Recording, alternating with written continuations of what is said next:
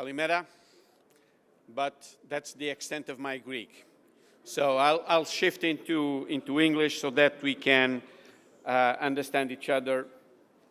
And whilst I give you some thoughts about the future of CAP, and of course, many things have been said earlier this morning, I would just like to put some things into context to get you to follow a bit what is likely to happen in the upcoming year to 2 years, depending a bit on how the political decision and the political process works at the EU level.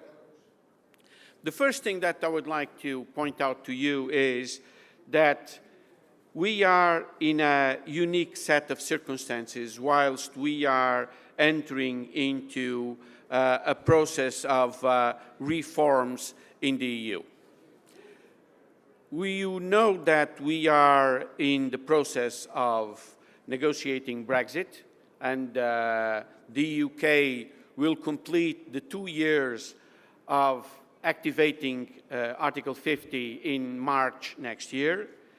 So they will be out by then unless a transitional arrangement is agreed upon, and we are in the clear middle of this negotiation process.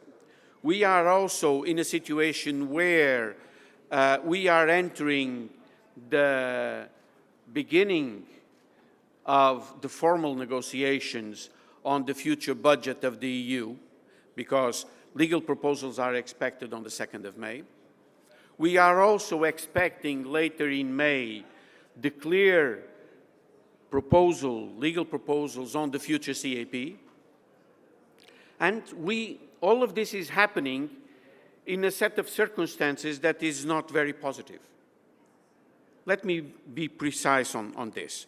It's the first time ever in all reforms of the CAP, since the first one with Commissioner McSherry in 1992, where we entered this process in a negative market situation context. I don't need to go into that with you because I've heard earlier this morning that, for instance, the situation in the dairy sector here in Greece is not that positive. You are facing quite a lot of problems.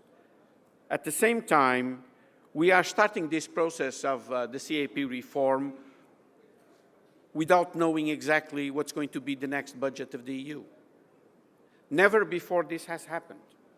And of course, this puts a lot of pressures and a lot of uncertainties into the political process and the thinking that all of us are having. And this was clearly translated into many of the comments that I've heard this morning and some bilateral discussions that I've had during until now. On top of that, we also have a number of political challenges to the EU that nobody really knows how to address them.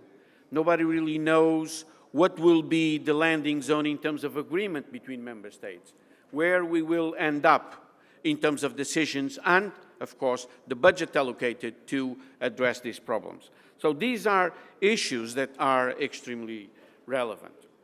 And then here I am trying to give you some thoughts on European cooperatives and the future CAP. I can only refer to something that Mr. Paulo has referred a little while ago. I think that the only solution is to work together. Alone, we will not survive.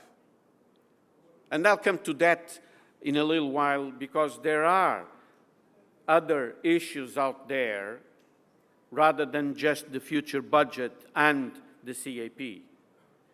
We are expecting before the first half of April, a legal proposal from Commissioner Hogan on strengthening farmers' position in the food supply chain, with a clear focus on combating unfair trading practices. This is of extraordinary importance, and it's clearly linked also to what we can and must do with the future CAP. But I know that time is limited. Let me just go through some of the issues that I want to raise. First of all, some words on the objectives of the Common Agriculture Policy. Secondly, why is it important to continue to have a strong CAP?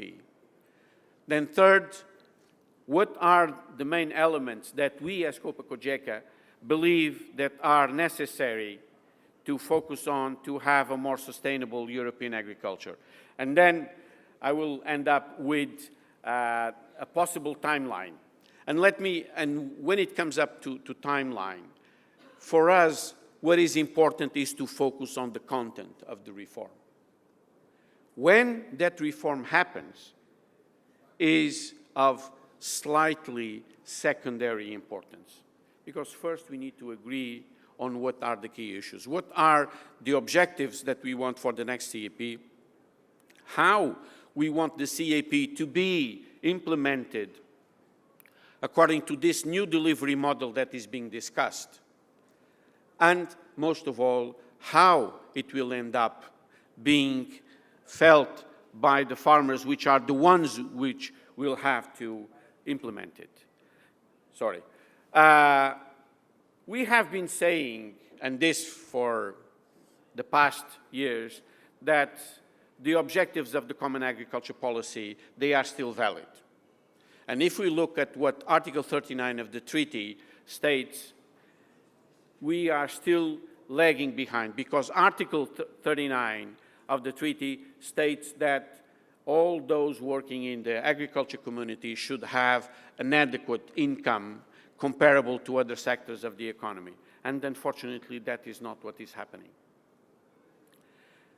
And the agri-food system, let's call it the agriculture and the processing that happens just afterwards, is something that at EU level involves at least 40 million people.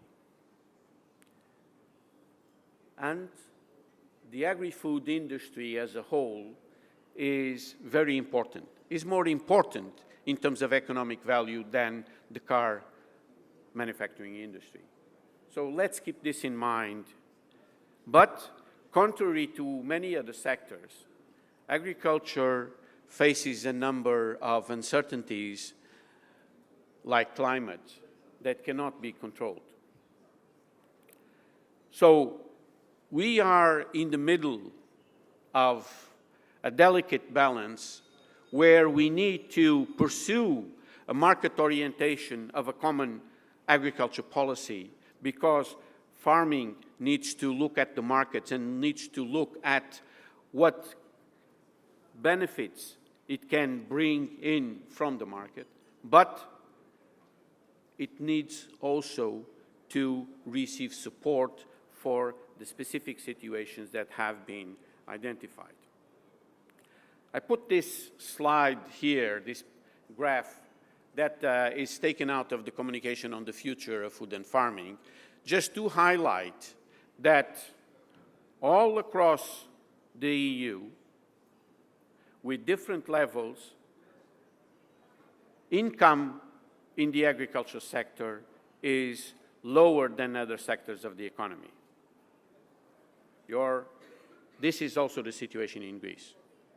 And unfortunately, this is something that we need the next Common Agriculture Policy to look at and to actually do something. Because if it doesn't, we will not have the conditions to tackle an issue that I felt very strongly and that was raised earlier this morning, the issue of generation renewal. Several of you have mentioned the high percentage of farmers above the age of 60.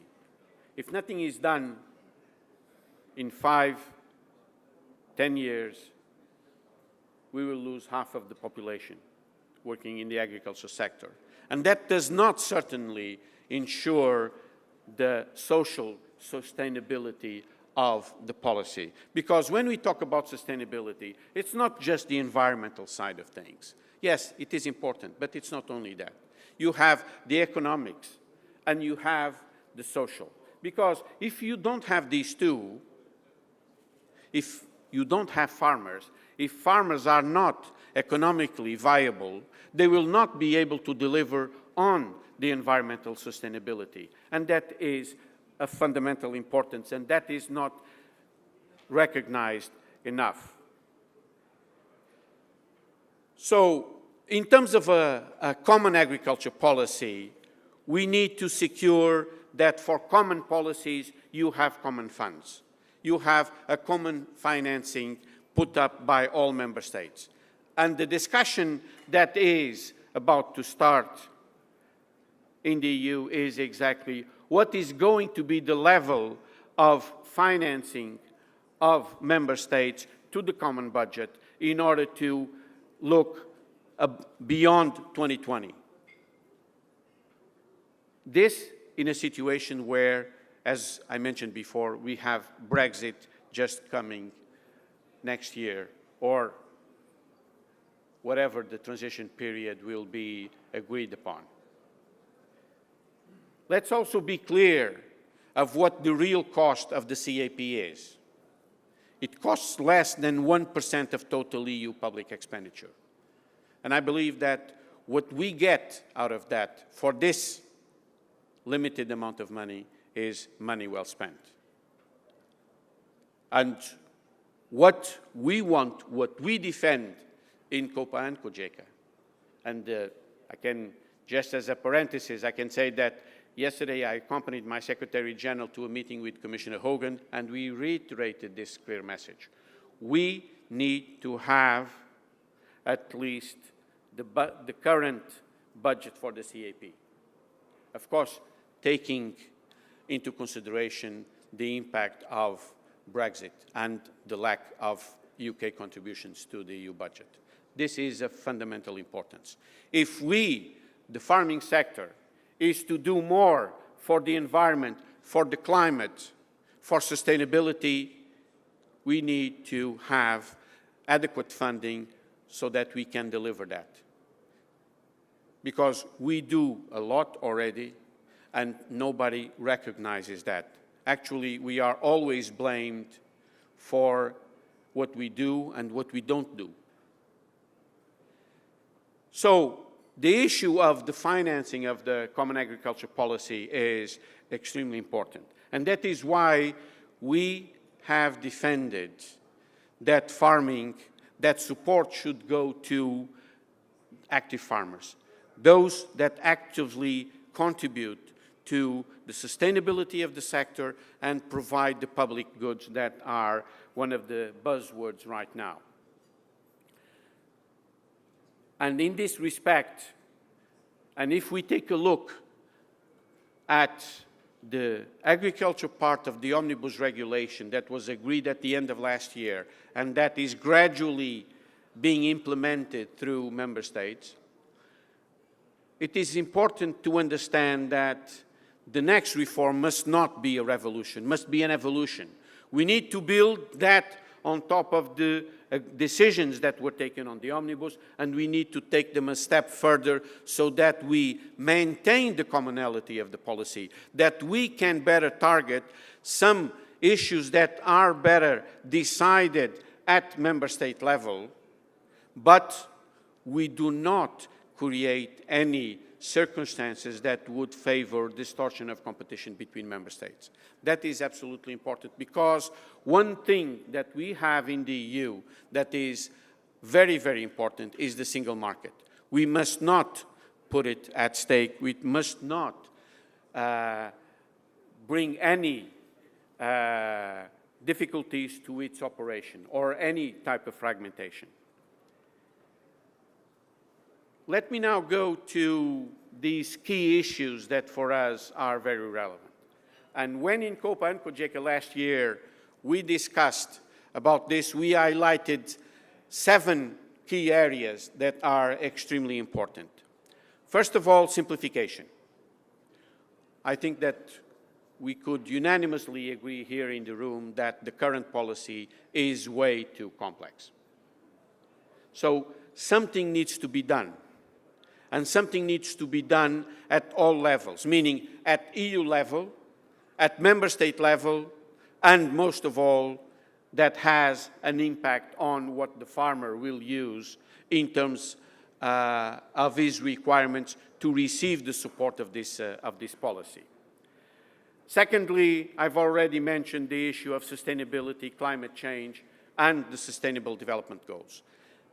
The Commission needs to do this, needs to present proposals to address this, because these are part of international commitments from the European Union.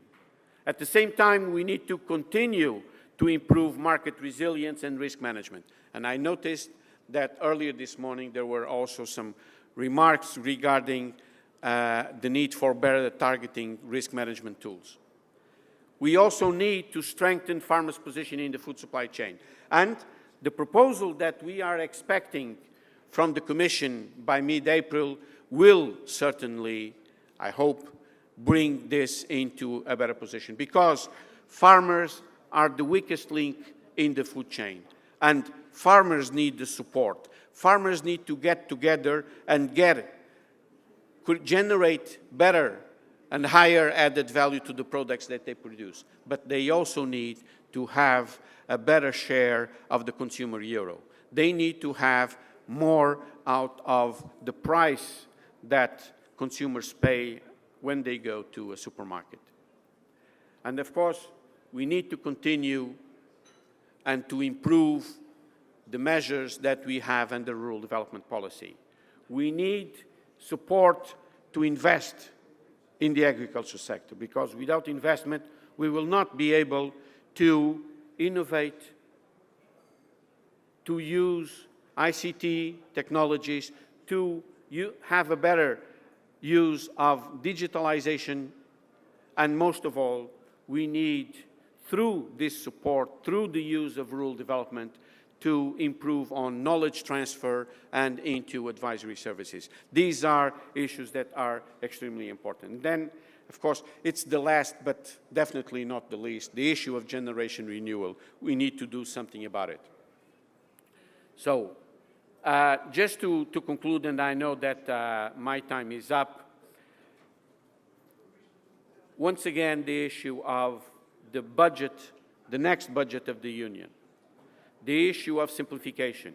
We need simple measures in the future policy. We need simple measures that the farmers can understand and that they can use, not only for the Commission or for Member States' administration.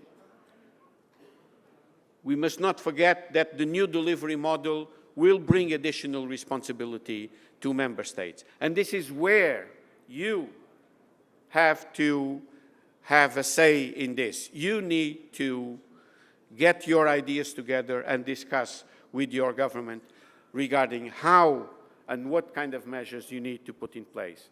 The new green architecture, which is of course part of this new delivery model, is going to be very important, and you need to pay clear attention to it.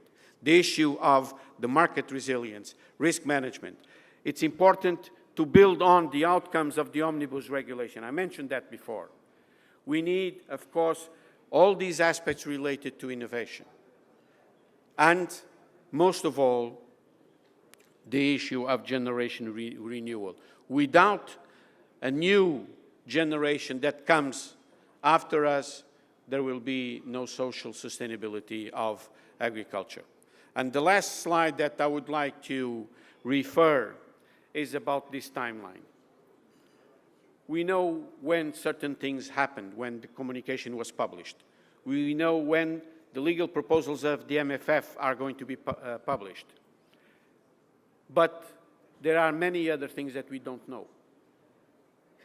But again, as I said at the beginning, it's not so much when things will happen, but it's what will be the decision of those things that is relevant for us. So this is what I would like to leave here as a message today for you. You need to discuss amongst yourselves what you want for Greek agriculture and what solutions you see coming, and then communicate that to those who will have to take decisions here and those who will go to Brussels and negotiate the conditions over there. Thank you for your attention.